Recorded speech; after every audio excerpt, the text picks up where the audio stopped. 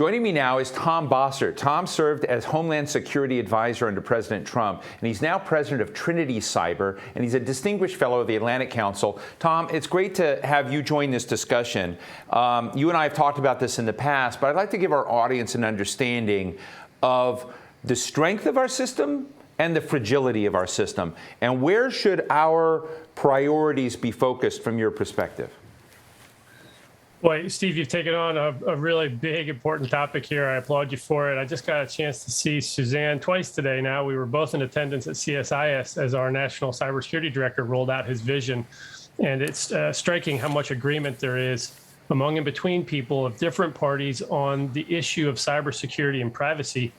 And so to answer your question, there's a lot of problems that plague us, but I sometimes fear that we focus too much on them instead of focusing on those areas in which we've got common agreement and we can achieve some common purpose. So you've heard me speak at length about manage, for instance, any crisis is to try to achieve some unity of effort, and that requires some common objective or purpose at the outset. Maintaining trust and relying on one another to live up to their end of the responsibility, whether it's an individual citizen or an institution of government. So can you outline, can you go a notch further for me on where some of that, over a Venn diagram and you had that overlap, which you said is pretty substantial, can you outline for me some of that action plan? Where we can achieve a more perfect union? Yes, exactly. I think right now the coverage you'll see on I'm out of my depth when I talk about domestic politics, but it strikes me that we're focusing quite a bit on the areas of disagreement in Congress right now. But if I could play as if we will get a substantial infrastructure investment out of all of these negotiating machinations. And how that plays out politically is beyond me, but how it plays out for our nation is positive in every way. It will add jobs, it will modernize our infrastructure, and so I'm looking at the bipartisan outcome already, and I don't want to get too far in front of myself. And as I said, I was also at this event today where I was struck by how many tactical but also strategic initiatives were underway on which there was common agreement in such a fraught area, not just cybersecurity, but the future of our digital policy. It's pretty profound. One of the areas that interests me, Tom, is the partnership between the private sector and the government. You will have a discussion in a bit with Senator Mark Warner, on this front, and he's a proponent that we need a lot more. But I guess the real question I have is we see a lot of state-based nefarious behavior out there, and states have a lot more tools on this front if they want to than the private sector can ever do or afford on its own. And I'm just wondering if we're kind of copping out a little bit and looking at the private sector and giving them the load when you've got foreign governments engaged in corporate espionage and corporate sabotage through cyber activities, and it's a state or it's a non-state, super well-resourced criminal, transnational criminal network. I just, I honestly wonder if, we're framing it right. This poor company saying, "Hey, it's all you. You got to do more and trade information." Am I getting the framing wrong? I just worry that people aren't getting the seriousness of states abroad actually invading, stealing, and sabotaging U.S. companies and individuals.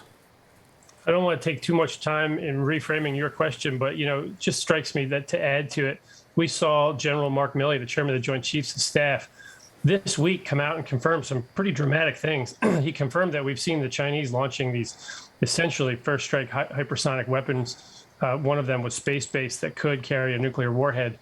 And, to see that and to hear him say it's a Sputnik moment or it could be is alarming. But what he added that didn't get coverage as much was that we had been discounting the cost of their military operations. In other words, they don't have to pay a lot for their labor wages like we do when we pay our paid military.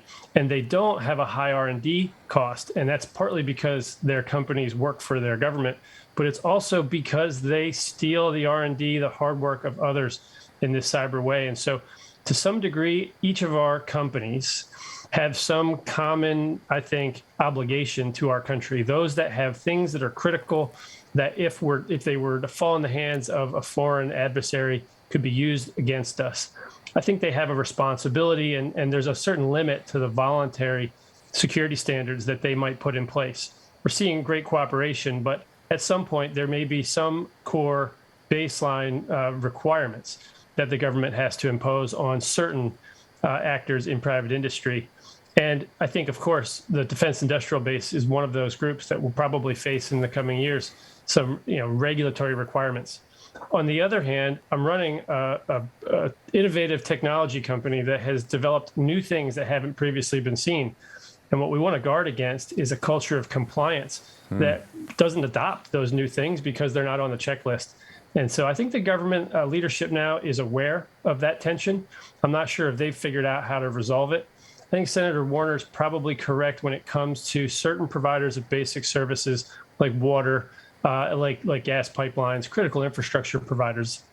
Look, I mean, I remember when you worked for President Trump and you were in the White House, and you showed me, I think it was like the day before, I mean, I don't think you were violating anything, or maybe it was the night it came out, a real framework, a very sophisticated framework to look at cybersecurity and your concerns in this.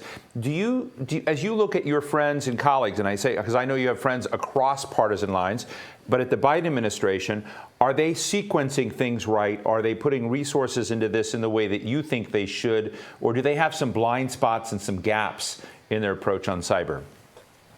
Both. But I think blind spots is probably too aggressive. By and large, they're focusing on the first, I guess, most achievable operational improvements that they can get their arms around. I think that's understandable. It's what you do in most organizations when you might only have a short period of time to make changes. So I'm in general agreement with all of their strategic initiatives and the deployment of capital that they've chosen in the right sequencing. I will point out, or at least offer caution. It's not a criticism. You know how I try to operate. If I were to point out a strategic place of concern, not with respect to international relations and not with respect to, we can come to that later, how to deal with malefactors of various kinds in this space, because ultimately people are behind these keyboards. But when it comes to the defense, technically of our networks, both private and public, we have to be careful